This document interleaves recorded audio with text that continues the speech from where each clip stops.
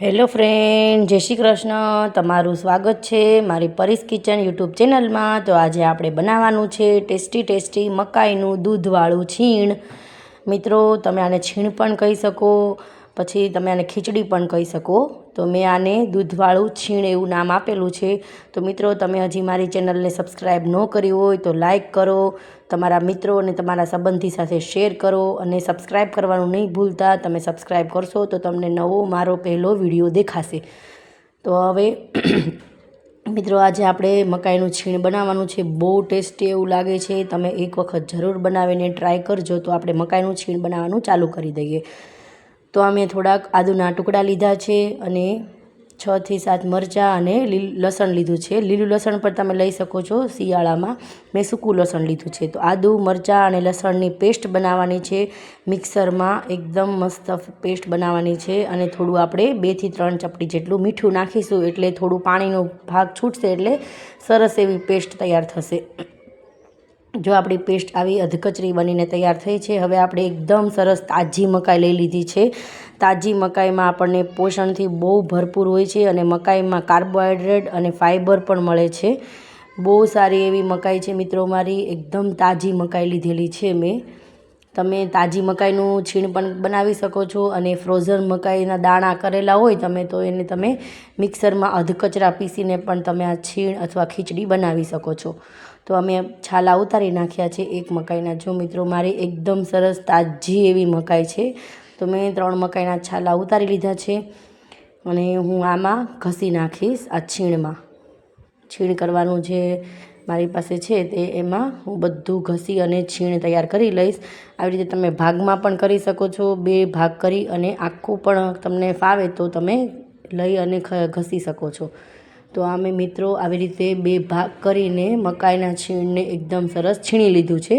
તમને શરૂઆતમાં એવું લાગશે કે પાણી જેવું લાગે છે, પાણી છૂટે છે, પણ તમે થોડુંક વધારે થશે એટલે ખબર પડશે એકદમ પાણી જેવું નથી થતું, સારું બને છે. આ અમેરિકન મકાઈ મેં લીધી છે. જો અમે બધું છીણ છે તે એકદમ સરસ છીણી નાખી છે મકાઈને. આવી રીતે મકાઈ તૈયાર થઈ છે મારી છીણીને. તમે છીણશો તો વધારે ટેસ્ટ સારો આવે છે મિક્સરમાં ગ્રાઇન્ડ કરતાં. જો અમે મકાઈનું છીણ ઘસી નાખ્યું છે. એમાં તજ, લવિંગ અને લીમડો લઈ લેવાનો છે, મીઠો. બહુ સરસ ટેસ્ટ આવે છે આ ખડા મસાલાનો. આદુ, મરચાં, લસણની પેસ્ટ છે અને અમે આ 1 લીટરમાં થોડુંક ઓછું દૂધ લીધેલું છે, એટલે 800 ગ્રામ જેટલું છે. મારી 1.5 કિલો જેવી મકાઈ હતી, 1.5 કિલો જેવી 3 મકાઈ છે, એટલે મોટી મકાઈ હતી, એટલે મેં એવી રીતે જ દૂધ લીધેલું છે. બહુ ટેસ્ટી એવું લાગે છે મિત્રો. દૂધ અંદર નાખીએ છીએ તો આપણે દૂધમાંથી પ્રોટીન અને કેલ્શિયમ પણ મળી જાય છે અને શરીરને ઉર્જા પણ મળી જાય છે. સવારના નાસ્તામાં તો ખૂબ સારું રહે છે તમે સવારમાં આ ખાઓ છો તો. તો મેં એક પેન ગરમ કરવા મૂકી દીધું છે. એમાં આખું જીરું લેવાનું છે. મેં આખું જીરું 2 ચમચી લીધેલું છે. થોડું વધારે પ્રમાણમાં તેલ મૂકીશું અને આખું જીરું પણ 2 ચમચી નાખવાનું છે આપણે. તેમાં 2 થી 3 ચપટી હિંગ નાખી છે અને 1 ચમચી મેં હળદર નાખી દીધી છે. હવે આપણે જે ખડા મસાલા હતા, તજ, લવિંગ અને લીમડો મીઠો નાખી દીધો છે મેં, અને આદુ મરચાંની પેસ્ટ નાખી દઈશું. હવે આદુ મરચાંની પેસ્ટ છે તે થોડી સતળાઈ જાય અને લસણનો કાચો ટેસ્ટ જતો રહે ત્યાં સુધી આપણે એને સાંતળવાની છે 2 થી 3 મિનિટ માટે. મિત્રો, તમે આ એક વખત જરૂર બનાવજો. બહુ ટેસ્ટી એવું લાગે છે. તમને એવું લાગે છે કે દૂધ આવે છે તો નથી સારું લાગતો આનો ટેસ્ટ, પણ હકીકતમાં બહુ સરસ ટેસ્ટ આવે છે અને પાચનમાં પણ ખૂબ મદદ કરે છે. મકાઈમાં ફાઇબરનું પ્રમાણ વધારે હોય છે એટલે પાચન પણ તમારું સુધારે છે. બાળકો અને વૃદ્ધો માટે તો બહુ સારું છે આ મકાઈનું છીણ. જો તમે સહેલાથી તમને એકદમ સરસ રીતે પચી પણ જાય છે અને પૌષ્ટિક આહાર બને છે આપણા શરીર માટે. હવે આપણે આ લસણનો ટેસ્ટ છે એ આખો મસ્ત કાચો છે એ જતો રહે ત્યાં સુધી આપણે એને સાંતળી લીધું છે. હવે મકાઈનું છીણ જે કરેલું છે તે આપણે એમાં નાખી દઈશું. મિત્રો, મારે થોડી બોલવામાં ભૂલ થાય તો મને તમે માફ કરજો. હું એકસાથે આ વિડીયોમાં બોલું છું તો થોડી ભૂલ પણ થશે, એટલે તમે મને માફ કરજો. જો આ મકાઈનું છીણ છે તે નાખી દીધું છે અને બધું આપણે એક સરસ રીતે હલાવી નાખશું. થોડું તમે તેલ છે તે વધારે પ્રમાણમાં મૂકશો તો મકાઈનું છીણ છે બહુ સરસ એવું બને છે, કેમ કે એમાં દૂધ આવશે એટલે થોડું વધારે તેલ મૂકવાનું છે. એકદમ ધીરા ગેસે આપણે આને એકદમ સાંતળવાનું છે. એકદમ એમાંથી કાચો ટેસ્ટ જાય મકાઈનો ત્યાં સુધી આપણે આને સાંતળી લેવાનું છે મકાઈના છીણને. જો મેં આવી રીતે એને સાંતળી લીધું છે. એકદમ થોડી વાર માટે ફાસ્ટ કરેલું છે ગેસ, થોડી વાર માટે ધીરો કરે. જો થોડું 10 મિનિટ જેવું થયું એટલે થોડું મકાઈનું છીણ મારું છે તે એકદમ સરસ રીતે સંતળાઈ ગયું છે અને તેલ પણ છૂટું પડવા લાગ્યું છે.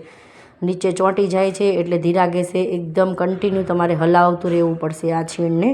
જો મારું છીણ છે એકદમ સરસ રીતે તૈયાર થવા આવ્યું છે મિત્રો, અને તેલ પણ એકદમ સરસ રીતે આવી રીતે છૂટું પડી ગયું છે. હવે આપણે દૂધ નાખી દઈશું એમાં. આપણે જે દૂધ દેખાડેલું હતું મેં તે બધું દૂધ નાખી દેવાનું છે. તમારે ક્વોન્ટિટી પ્રમાણે વધારે અથવા ઓછું તમે દૂધ કરી શકશો. તો પછી બધું મિક્સ કરી દેવાનું છે. આ બધું આપણે મિત્રો બાળકોને તો બહુ સારું છે. આ તમે આવી રીતે તમે છીણ બનાવીને ખવડાવશો તો એને ટેસ્ટી પણ લાગશે અને મજા પણ આવશે ખાવાની. બાળકો મકાઈ અમુક લોકો નથી ખાતા, અમુક બાળકો, તો તમે આવી રીતે છીણ બનાવીને આપી શકો છો. તમારું પેટ પણ લાંબા સમય સુધી ભરેલું તમને મહેસૂસ થશે અને વારંવાર ભૂખ પણ તમને નહીં લાગે. હવે આપણે ધીરે ધીરે એને હલાવતું રહેવાનું છે થોડું થોડું દૂધ નાખીને. મિત્રો બહુ ટેસ્ટી એવું લાગે છે. આ જે છીણ છે તે ગળ્યું જ લાગે છે આપણને, કેમ કે અમેરિકન મકાઈ છે થોડી સ્વીટ લાગે છે એટલે આપણે આમાં ખાંડ નાખવાની નથી. જો આપણું તેલ પણ બધું છૂટું પડવા માંડ્યું છે મિત્રો, એકદમ સરસ એવું. તમે જે દેશી મકાઈનું છીણ બનાવો છો તો તેમાં ખાંડ નાખવી પડે છે, પણ તમે ડાયાબિટીસના પેશન્ટ છો તો તમારે એમાં પણ ખાંડ નથી નાખવાની.